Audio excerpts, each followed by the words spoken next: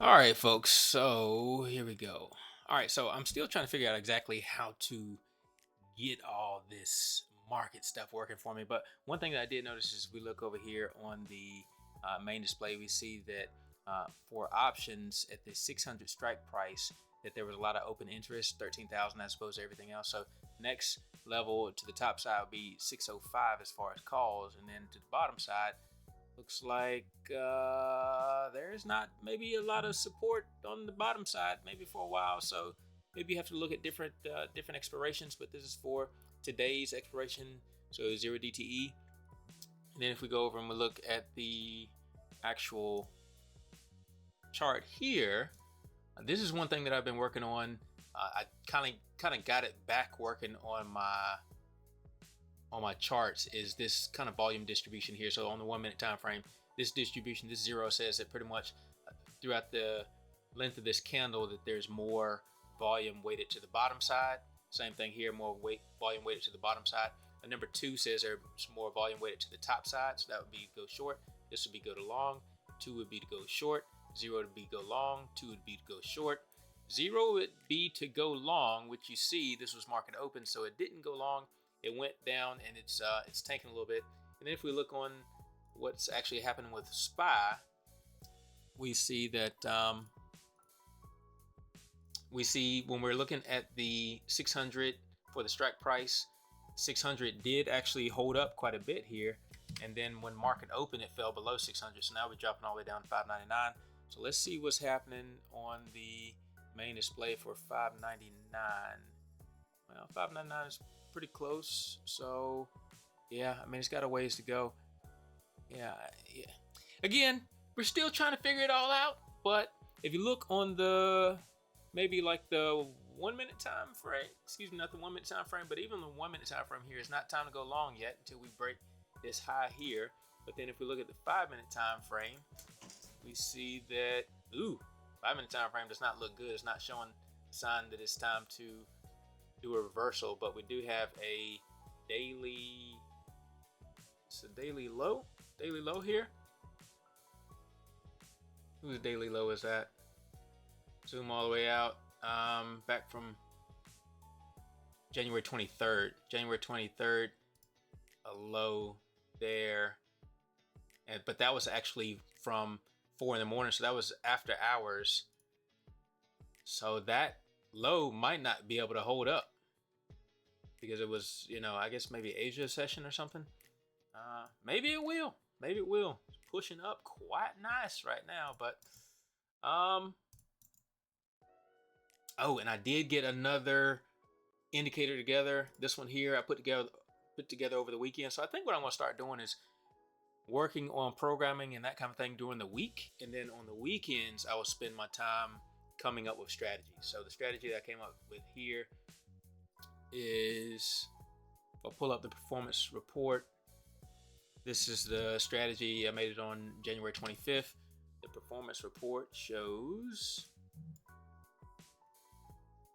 this kind of equity curve. So not terrible. And then the performance summary is that it's a 1.55 profit factor, which isn't bad, 1.5 times. And then the percent profitability is 41%, which I'd really like. With, you've got some strengths with some weaknesses. You've got to take your plus with your minuses. But I'm really looking for strategies that have about 60% profitability and about 1.2 on the profit factor. So, I guess maybe this balances out, but we'll see. So I think I will be putting this together so I can employ it. This one it's just stretched out over, I think, 90 days or so, going back as far as September. See that we had that push up there on the 5-minute time frame, and now it's going back down. So one of the things I've come to realize more and more, is that this 5-minute time frame, at least the way that I trade the strategies that I look for, the 5-minute time frame tends to be better for me than 1 minute time frame. But I do use the 1 minute time frame and the 15-second time frame to gather my data, right? So I don't trade with this, but I do use it to gather my data. You see this little blue dot here? This blue dot indicates that we have a node of volume on the on level 2. So if we go out here, you see level 2. Somewhere along in there, we're getting a high node where the whatever price level here, it might be that 100 there, whatever price level there, it's much higher than, or it's at least 3 times higher than the rest of the entire average. See, we keeping this one like 140 here. Okay, now it's trying to push up, but whatever this average is, if this average averages out to maybe 60, if we get like a 200 here, then that 200 is 3 times greater than the 60, more than 3 times greater. So then this would populate at that value. And what I have, because I do like the idea of having these dots here, but also what I want to do is I want to know what that number is. So then, as of yesterday, I went ahead and added a text file so that I can see what the values of the dots are. And so if you look back on this screen, you'll see that I've kind of captured what the values of the dots are. So if I go down here, you see 941. This 1 would indicate that it's an ask. 0 would indicate that it's a bid. So the bid is 177. Bid is 170. Bid is 160. So, and what that's referencing again is the number of strategy. That's indicating the number of, pushing on down. Let's see. Okay, so that's indicating this number here, whatever number we're at.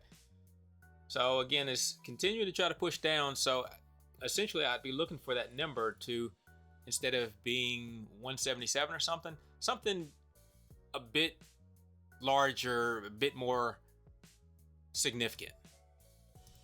So we'll just keep waiting until we get something more significant.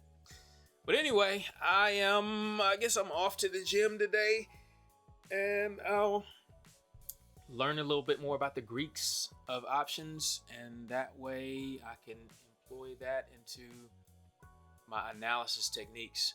So yeah, I'm looking at implied volatility now. I'm checking out these open interests. So with the program that I have, I'm looking to pull the open interests and the implied volatility so I can use that to help make decisions for my automated algos. Yeah, so that's about it. All right, folks. Hope you got something out of this. Maybe not. It's just kind of an update of where I'm at. But anyways, I'll chat with you later. I'm Eric. I'm out. Peace.